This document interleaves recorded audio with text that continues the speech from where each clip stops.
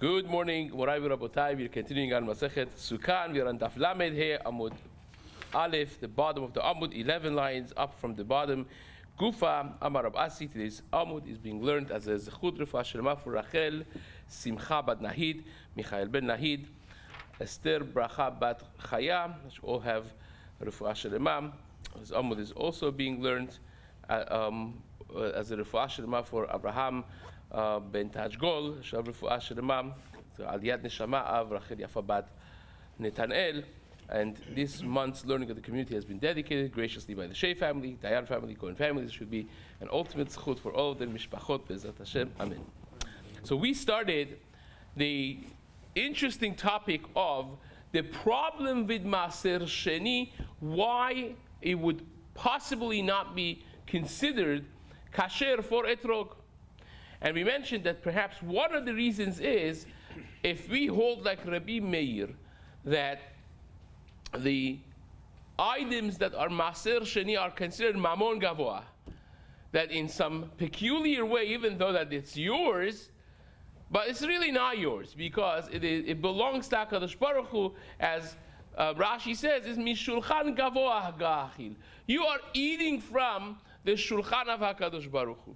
So until the moment that you eat it is not really considered yours, and therefore, if you need an item to be fully belonging to you, for instance, etrog, that it has to be ulkachtem lachem, it has to be shalachem.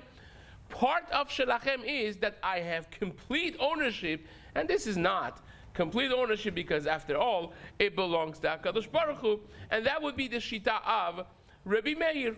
We said Rav Asi holds like that. Rav Asi holds that a etrog has to be belonging to you in a way that it is your mammon, it is your assets financially. And that is the petach for the Gemara to segue. That's not necessarily just an etrog, but we find it also by chala, because it says reshit arisotechem. It has to be your dough that will become chayav bechala, that you have to separate chala, which indicates that if it's not your dough, if it's not considered yours, it's not lachem, then it would be patur from chala. So says the Gemara, Gufa, Amar Rav Asi. Rav Asi says, etrog shel maaser sheni ledivrei Rabbi Meir, en adam yotze bo yedechvato biyom tov. If you have an etrog of maaser sheni, you're in Yerushalayim, you could be eating it, so it's considered lachem as far as eating it is concerned. And it's yours, it's from your field, you took it from outside Yerushalayim, you picked it, you brought it to Yerushalayim, and you want to now inquire if this could be used as my etrog for arba minim. And Rav Asi said, according to Rabbi Meir, you can't use it as your etrog of arba minim. Why? Because it is not, it doesn't have, it's not considered your mammon. It doesn't have din mammon. According to Chachamim, who disagree with Rabbi Meir and hold that the Maaser Sheni is not Mamon Shamayim, is not considered belonging to HaKadosh Baruch Hu, then you could be Yotze with it on Yom Tov. But it goes on, this Braita says, Matzah shel Maaser Sheni, Ledivrei Rabbi Meir, en adam Yotze bo Yedei Chovato bePesach. You think it's only by etrog? No, it's even by matzah. If you have flour from Maaser Sheni and you make matzah, you can't use it on Pesach. Why not? When you're going, it's actually would be very common because Shalosh Regalim, you have to go to Yerushalayim. So Pesach, you can imagine how many people from all over Israel they were in Yerushalayim, and people are bringing their Maaser Sheni, right? So that's like a very common scenario 101 that people will have flour of Maaser Sheni that they want to make matzah. Can't do it, right? Says the Gemara, according to Rabbi Meir, en adam yotze bo yedei chovato bePesach. Ledivrei Chachamim, adam yotze bo yedei chovato bePesach. And the Chachamim you can. Now, we have to understand why matzah. It doesn't say your matzah. Where do you see that matzah has to be belonging to me? There's no din lachem by matzah that we know of so far. So Isa shel Maaser Sheni And third item is, by challah, as we mentioned, that a dough of Maser Sheni, first white line, Ledivrei Rabbi Meir, Ptura mina challah. According to Rabbi Meir, that holds Maser Sheni belongs to Hashem. It is considered patur from challah. Ledivrei Chachamim chayevet bechallah. According to Chachamim, you have to separate challah from that. Now, the Gemara asks this question that we mentioned. Mat kifla Rav Papa. Rav Papa asks, Bishlama Isa Ktiv Reshida Yisotechem. I understand why a dough that's Maser Sheni will be patur from challah, because it says Reshid Arisotechem. It has to be your dough. If it's not your dough, then you're patur from separation of challah. Etrog nami ktiv lachem. By etrog also it says ul kachtem lachem, which indicates mi she lachem. It has to be from yours. Ela matzah mi ketiv matzatchem. Why is matzah a problem? It doesn't say matzatchem.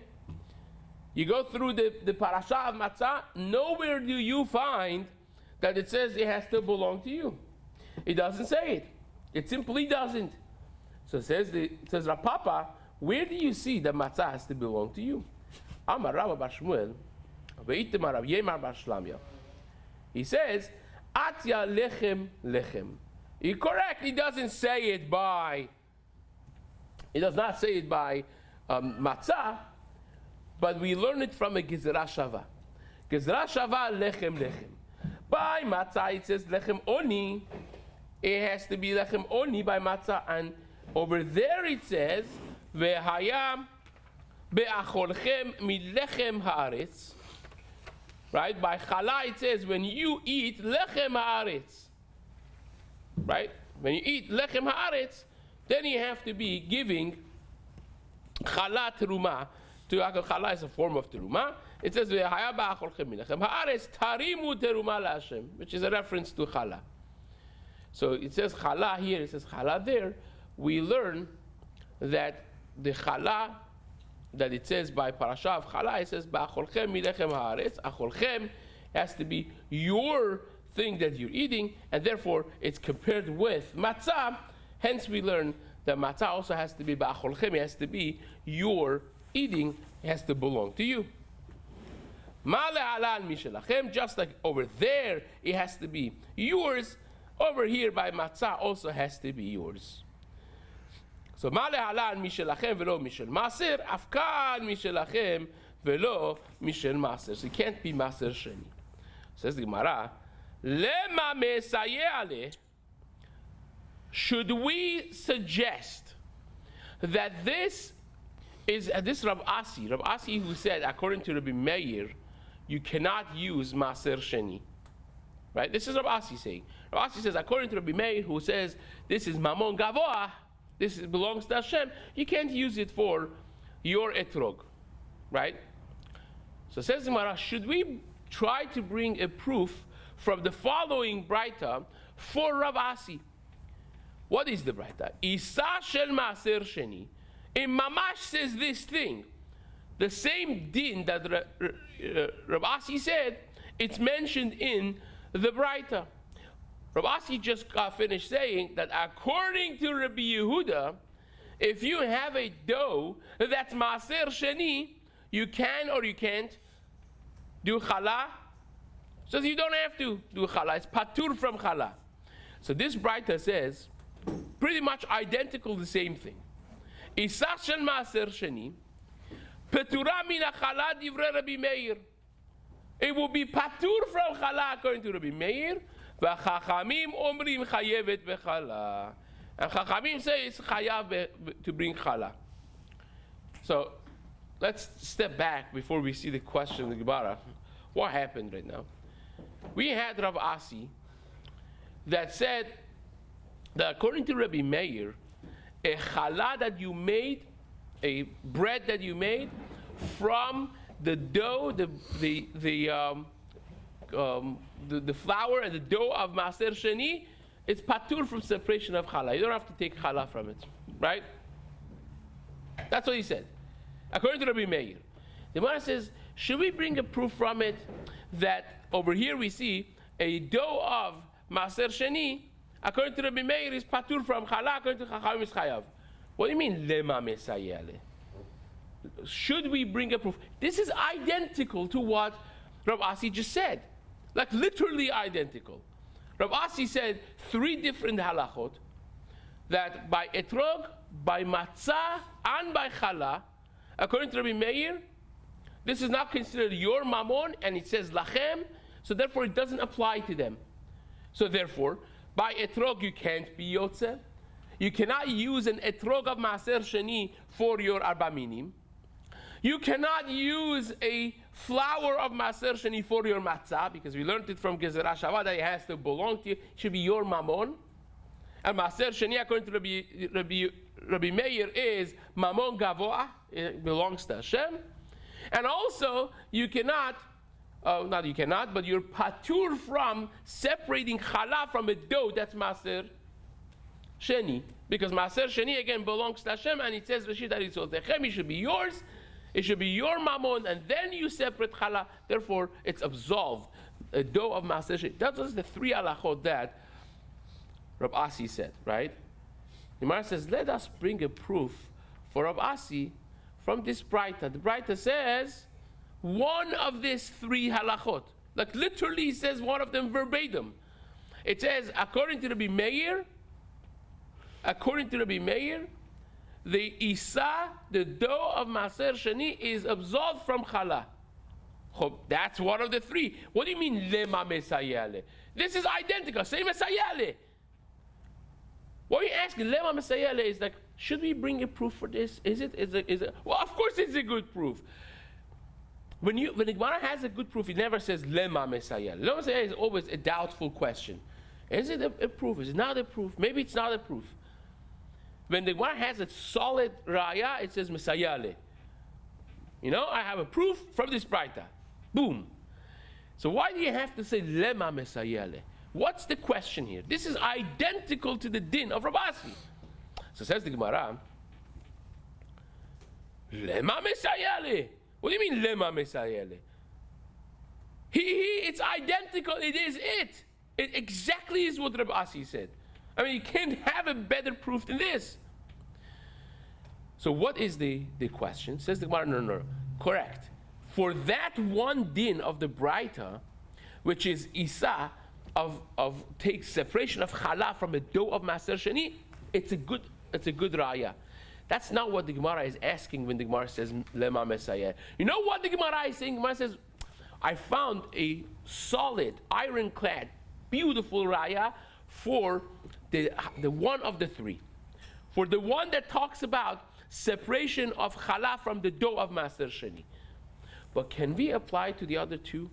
Can we say that this Braita that talks about maaser sheni for separation of challah from the dough is also a raya, a proof for the fact that you can't use matzah, you can be yotze with the matzah of maaser sheni, and you cannot use the etrog of maaser sheni for your arba minim? Can we deduce from that, can you infer from that all of them are proven by this Braita? Now why not, says the Gemara. Ela midebeha peligi, beha nami peligi. Do we say that according to this Braita you have a proof that by matzah and by etrog also you have this machloket Rabbi Meir and Chachamim? Or dilma, or maybe shani isa the amar kra arisotechem trezimni. Maybe, listen to this is genius. It says maybe the proof that we have in the Braita that talks about the fact that a dough of maaser sheni is patur from challah is because it says twice in the same pasuk, is really 2 back-to-back pasukim, twice it says it has to be yours. Why do you have to say it twice? Oh, you said it once. Why do you have to say it twice that it has to be yours? Must be, maybe the reason is, says the Gemara, that the Torah is coming to tell you with the first arisotechem, it's coming to say it has to belong to you, right? Meaning it's my dough, it's my maaser sheni.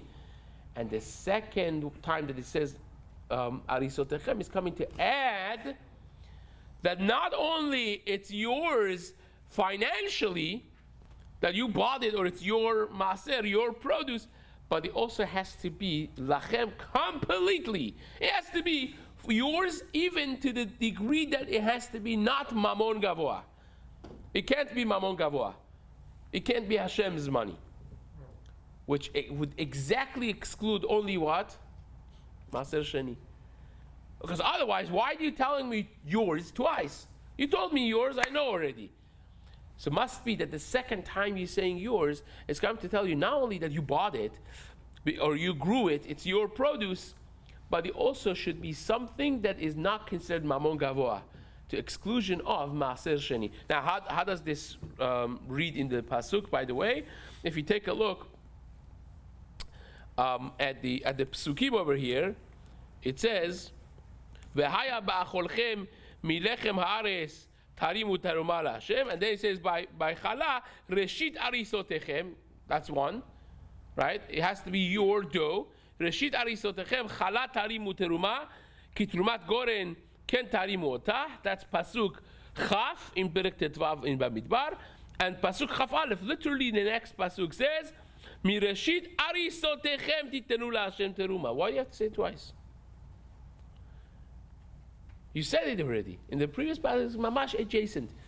So it says the Gemara, maybe that's the question. That's why the Gemara says, Lema mesayale. Should we bring this as a proof? Is it a proof from chala to also matzah and etrog? Or maybe it's not a proof from chala to matzah and etrog, because chala, it says yours twice. The other ones, it only says yours once, and therefore maybe it has to be yours. That means that you bought it. But it could be Maser Sheni. Maser Sheni belongs to me, but it has a technical problem that the status of it is Mamon Gavoa.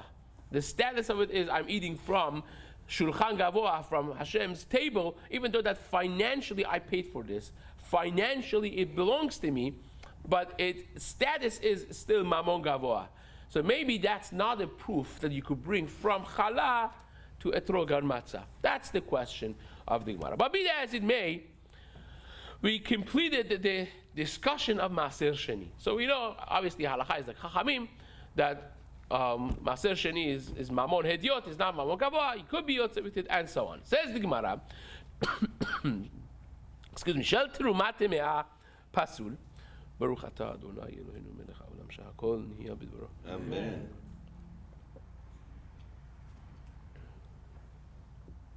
Says the Gemara, Shel Terumat Me'ah is Pasul.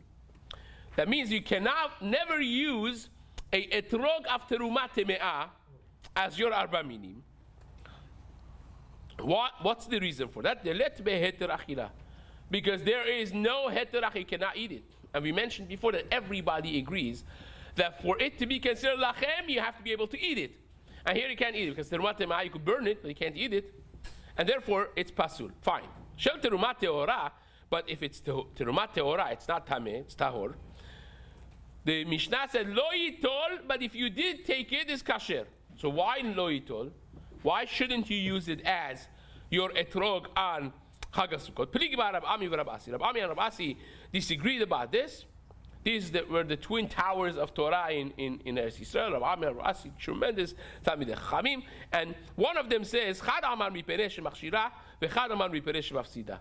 One of them says because you are making this etrog kasher for accepting, you making it susceptible to tuma. Right? Machshira means it now becomes kasher for accepting tuma. What's the halacha? We've said this before. The halacha is a fruit that grows and has never been wetted after it was picked from the tree, is never become in contact with water, then it's not susceptible to tuma. The moment that you make it wet, even though it dries afterwards, now it's susceptible to tuma. Now, you remember we discussed this whole thing of keeping their lulav and hadassah arava in the water. That's how they used to do it, right? They'll stick it into walls of water, and you take it out, the whole thing is wet, and then you put it together with etrog. What happens? The etrog becomes wet. So therefore, says Rav Ami or Rav Asi, that's why you should not be using terumat teorah, because to make terumat teorah susceptible to tumah is already one step further to making it tameh. So you have to be mindful of terumah, not to become tameh. So to make it susceptible to tumah already is the first step to becoming tameh. You can't do it. Can't do it. right? The other one holds that it's not because machshira, but the reason is chad amar mipnei shemafsida, because you know what happens, especially if you have an amateur person and is rubbing the etrog against the lulav and the other things, right? You put it back in your etrog case, you come back tomorrow, the whole thing is brown, right? It scratches the outer layer of the skin, and it has acidic juice inside, and that burns through the thing, the whole thing becomes brown. And that, no one wants to eat that afterwards. And if it's terumah tehora, you have to eat it. And no, it's going to become ma'us now, because you ruined it. So therefore, we don't let people use it for a trog of arba minim, because it makes it ma'us to eating, and therefore, we don't allow it altogether. Now, my benaihu, what's the nafkamina? Is there a nafkamina? At the end of the day, one of them says because you're making it susceptible to tumah, the other one says you're making it ruined. What's the halachic nafkamina? You know what's the halachic nafkamina? Kegon shekara alav shem chutz mikelipata hachitzona. If you made this terumah, you said, I want this etrog to be terumah, but not the outer peel. I want just the etrog itself to be terumah, but not the outer peel. I don't want it to be terumah, right? I want to peel it off afterwards and make liqueur from it or jam from it. Who knows what I want to do with it? I don't want this to become terumah. Just the etrog itself to be terumah, okay?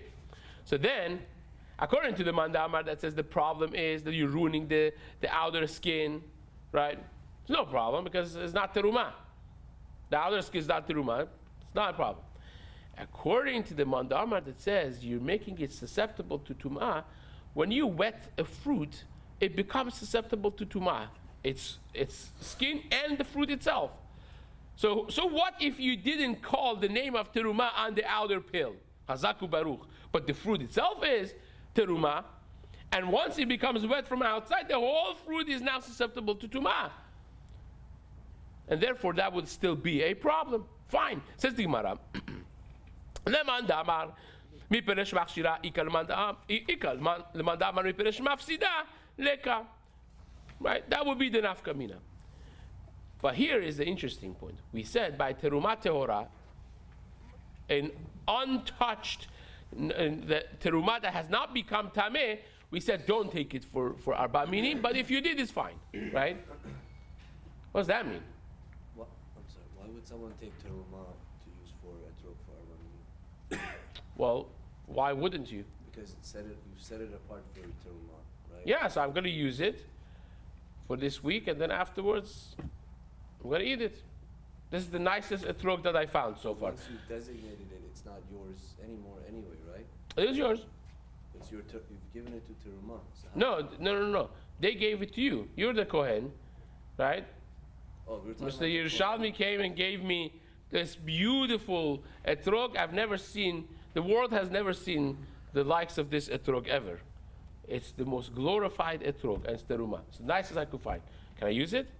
I'll eat it afterwards. Right? The Mishnah says, no, you cannot use it. If you did, you're yotze. If you did, it's fine. But don't lechatchila. If you ask, you can't do it. Why?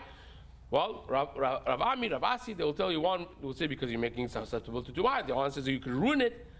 Therefore, we don't want you to do it. But if you did, says the Mishnah, if you took it as your etrog, is it good? Yeah, it's good. Ve'im natal kasher. So says the Gemara, why is it kasher? Let's compare this with orla. You remember that, orla?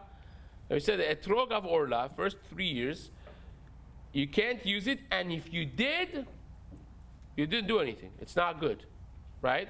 And what was the reason? You remember the reasoning? We had two different separate reasons for it. One is because there's no heter achila, right? Because you can't eat it. Orla you cannot eat. And the other one was because it doesn't have din mamon, right? Because it's not yours. Asur ba'ana is not worth anything, so it doesn't have din mamon. That was the second one, right? So says the Gemara, the reason that by terumah tehora, if you took it, is good, is because what's your problem? What would be the problem? Let's compare this with orla. According to the mandamar that says by orla you're not yotze even if you took it by the eved, because it doesn't have heter achila, because you can't eat it. Hare yesh ba heter achila, by teruma teorat, yesh ba heter achila, the Kohen could eat it. Right? It's mutar to eat. Leman de'amar lefi she'en ba din mamon. According to the Mandamar, it says because orla is asur b'hana'ah, and therefore it's worth nothing, and therefore it's not, doesn't have din mamon, because it's worth nothing. Hare yesh ba din mamon. The Kohen could sell it. It's teruma teorah. Right? If you're a Kohen and I'm a Kohen, I could sell it to you. You want to eat it, I could sell it to you. It has a market value. And therefore, it has din mamon. There's no problem per se. If you, but you ever took it, you're yotze. Let's do one more. V'shel demai. The etrog of demai. What is demai? Demai is a etrog that you went and you bought from Amaretz. Now, what's the status of that? The Gemara says, in more than one place, that rov amei haaretz masrinin. The majority of amei haaretz, even though that they're not talmidei chachamim, they're laymen, but most of them, they're afraid of messing with maserot and terumah, they give, right? There is a minority, however, that doesn't, right? Make an extra buck, I don't have to separate the maser, so 10% more money, chazaku baruch, right? But you could, can you, mina Torah, biblically, can I rely on majority? Of course you can. Midoraita, you can always rely on rov. Achare rabim, latot. That's a din deoraita. You could follow the majority. But came along Chachamim and said, look, we don't want to take this chance, right? We don't want to take this chance. So therefore, we got to be choshesh, we got to be concerned that maybe the Amaretz did not take off Maser, so you cannot use it until you take Maser yourself off of it. So that's Demai. And the name of it is Demai. Of what? We don't know. Is it Meusar? It's not Meusar. Nobody knows, right? Nobody knows the actual status of this. Was it tided? Was it not tided? So therefore, Midrabbanan Chazal said, don't use it until you give your own tithes, right? So says the Gemara, my Tama, the Bet Hillel, we said, Bet Shammai says you can't use the Mai. Bet Hillel says you could use the Mai.